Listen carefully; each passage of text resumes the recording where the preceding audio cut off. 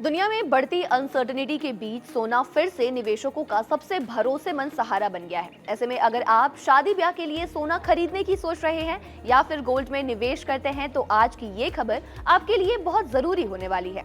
सोमवार की तेजी के बाद आज यानी कि 10 फरवरी मंगलवार को कीमतों में कुछ बदलाव देखने को मिल रहा है।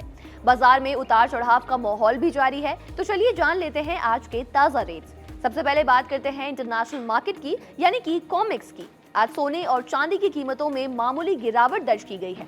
अंतर्राष्ट्रीय कमोडिटी मार्केट कॉमेक्स पर आज गोल्ड रेट $5048 प्रति ऑन्स और चांदी $80.995 प्रति ऑन्स पर आ गया है। सोमवार को एमसीएक्स पर सोने का भाव 1,58,394 रुपए प्रति 10 ग्राम और चांदी का भाव 2,62,745 रुपए प्रति किलोग्राम पर क्लोज हुआ था। कल बाजार खुलते ही सोने में 1.45% और चांदी में लगभग 4% की भारी तेजी आई थी। हालांकि क्लोजिंग तक ये थोड़ी कम हो गई। आज 2 सत्रों की तेजी के बाद सोने और चांदी की कीमतों में गिरावट दर्ज की गई। सोना 960 रुपए सस्ता होकर 1.57 लाख रुपए प्रति 10 ग्राम पर आ गया। वहीं चांदी की कीमत 2,640 रुपए गिरकर 2.61 लाख प्रति किलो पर आ गई है। अमेरिकी डॉलर के एक हफ्ते से ज्यादा के निचले स्तर से उबरने के कारण कीमती धातुओं पर एक दबाव बना। निवेशक इस सप्ताह जारी होने वाले अहम अमेरिकी रोजगार और महंगाई के आंकड़ों का इंतजार कर रहे हैं ताकि ब्याज दरों की दिशा को लेकर कुछ संकेत मिल सके। सोने चांदी की कीमतों में ये उथल पुथल 29 जनवरी के बाद से शुरू हुई, जब सोने चांदी ने अपना ऑल टाइम हाई रिकॉर्ड बनाया था। इसी दौरान अमेरिकी राष्ट्रपति डोनाल्ड ट्रंप ने फेडरल रिजर्व के नए अध्यक्ष के रूप में केविन वॉश का नाम नॉमिनेट किया था।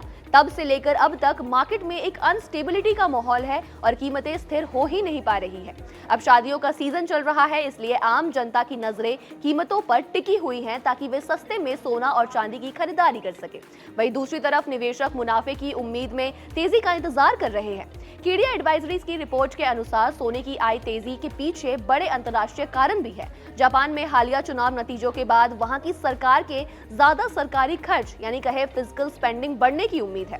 ज्यादा खर्च का मतलब है कर्ज और फाइनेंशियल दबाव बढ़ना, जिससे निवेशक जोखिम वाली जगहों में पैसे निकालकर सोने जैसे सुरक्षित एसेट्स में पैसा लगा रहे हैं। इसी बीच एक रिपोर्ट में दावा किया गया कि चीन अपने बैंकों से अमेरिकी सरकारी बॉन्ड में निवेश घटाने के लिए कह रहा है।